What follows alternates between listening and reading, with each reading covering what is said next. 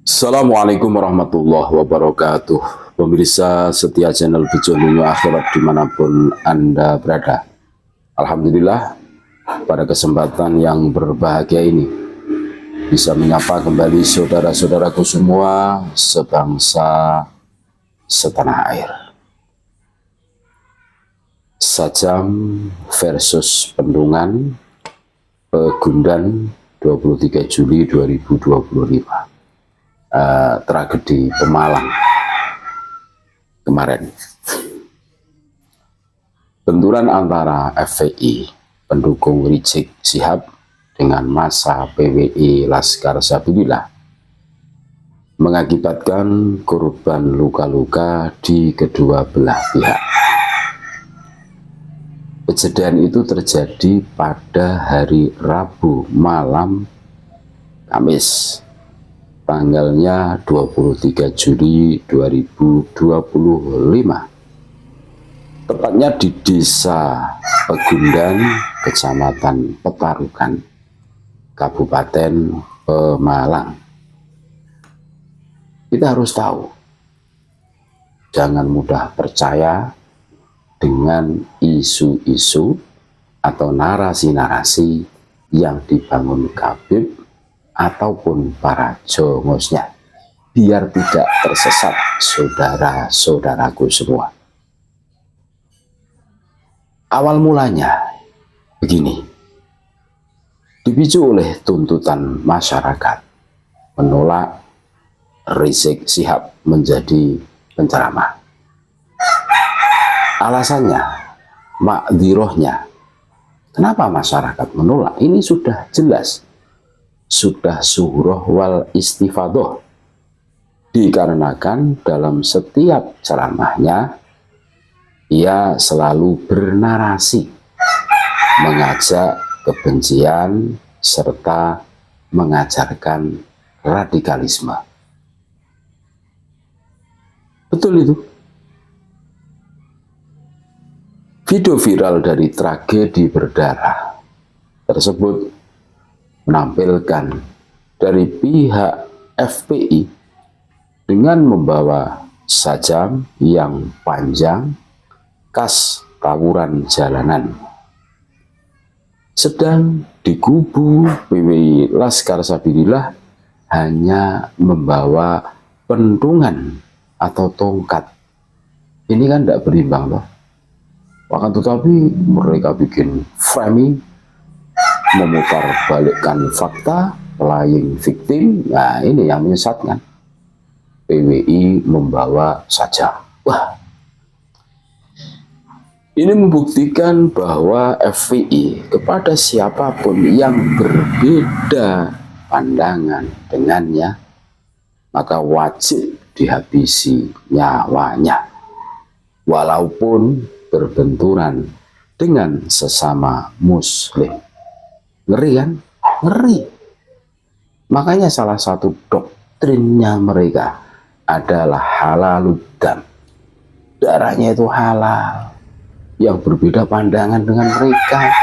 Dan ini salah satu doktrinnya Khawarij. Iya itu. Ngeri. Dibandingkan dengan PWI LS, ini berbanding terbalik dengan PWI Laskar Sabilillah yang hanya membawa pentungan karena bertujuan untuk bertahan. Juga sesama muslim itu harus saling menasehati, nasihat menasehati. Watawa sobil haqqi watawa sobis sober, bukan menganggapnya sebagai musuh utama. Di lapangan, gerombolan FPI kalah jumlah dengan massa PWI Laskar Sabilillah yang mencapai ribuan berkumpul di Masjid Ukhuwah Islamiyah Desa Klareyan. Diperkirakan 1:10. Ini akan merubah jalannya sejarah dari tulisan bentrokan menjadi tulisan pembantaian. Bayangkan, 1:10. FPI 1, PWI LS-nya itu 10.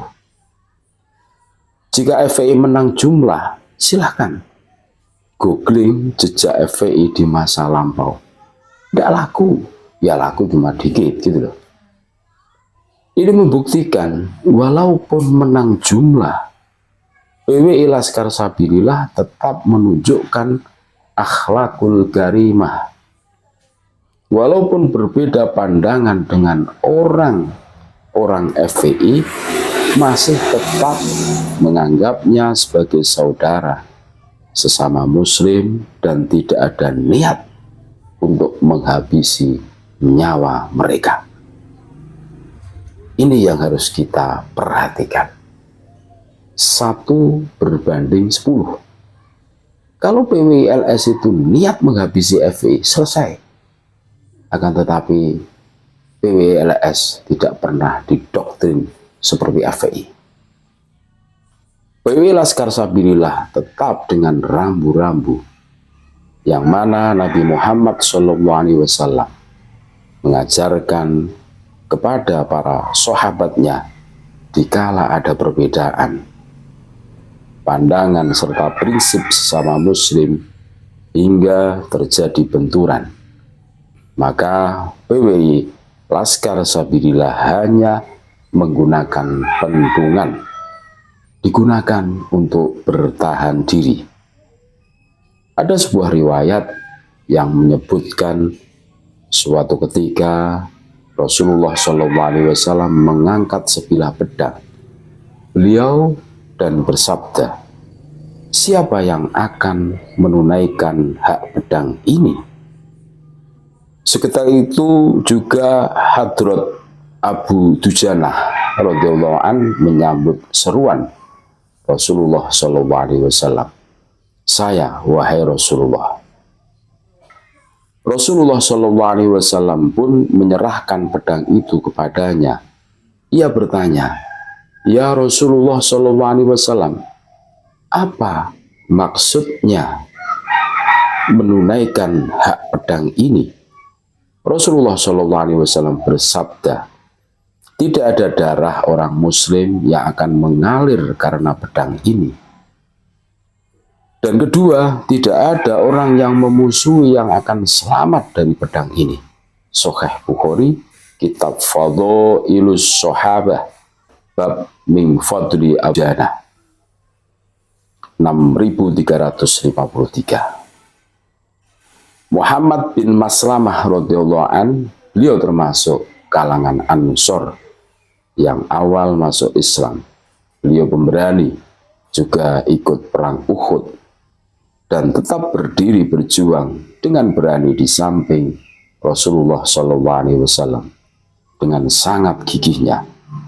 Satu yang istimewa darinya adalah Rasulullah SAW menyampaikan nubuatan pada dirinya, dan itu terjadi. Rasulullah SAW bersabda, selama bertempur melawan orang-orang musyrik, maka kamu harus terus memerangi mereka dengan pedang ini. Namun ketika tiba waktunya saat orang-orang Islam saling berperang satu sama lain, kamu harus mematahkan pedang ini dan tetap diam di rumah sampai seseorang membunuhmu atau kematian menghampirimu. Beliau melaksanakan nasihat Nabi SAW tersebut. Muhammad bin Maslamah radhiyallahu an mematahkan pedang logamnya itu setelah syahidnya Utsman bin Affan. Beliau mengambil pedang kayu untuk berjaga-jaga. Seseorang mengajukan sebuah pertanyaan kepadanya. Apa gunanya itu? Beliau menjawab, qad fa'altu ma amaruni bihi Rasulullah sallallahu alaihi wasallam wa takhadtu hadza azhiba bihin nas. Ini untuk menimbulkan ru'ub, keseganan di hati orang-orang saja. Saya telah melakukan apa yang diperintahkan oleh Rasulullah SAW. Saya tidak akan membawa pedang besi sesuai dengan nasihat Nabi. Tapi pedang kayu ini tidak akan menyakiti siapapun. Para sahabat mengatakan bahwa setelah kemartiran Utsman, fitnah, penghasutan, dan kerusuhan mulai tampak. Tapi itu tidak mempengaruhi Muhammad bin Maslamah guna menjaga diri beliau dari kerusuhan saat itu. Maka beliau pergi mengasingkan diri dan beliau berkata, "Jika kerusuhan ini tidak berakhir, saya akan menghabiskan hidup saya di pengasingan." At-Tabaqatul Kubro karya Ibnu Sa'ad jilid 3 halaman 338 bab Muhammad ibnu Maslamah. Mudah-mudahan menyadarkan kita semua, bisa memetakan, bisa memberikan penilaian siapa yang benar, siapa yang sesuai dengan ajaran Islam. Kasus Pemalang, Rabu 23 Juli 2025. Terima kasih. Wassalamualaikum warahmatullahi wabarakatuh.